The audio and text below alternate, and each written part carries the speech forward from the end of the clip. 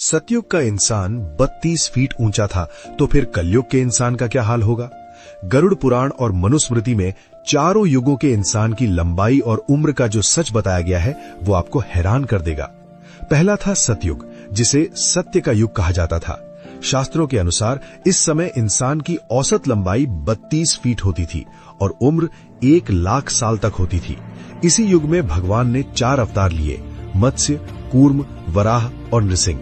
इसी समय समुद्र मंथन हुआ था और भगवान शिव ने सृष्टि बचाने के लिए विष पिया था। दूसरा आया त्रेता युग।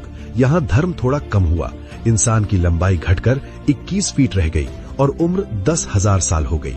इस युग में भगवान ने वामन, परशुराम और श्री राम के रूप में अवतार लिया। तीसरा था द्वापर युग, जहाँ पाप और पुण्य बराबर हो गए।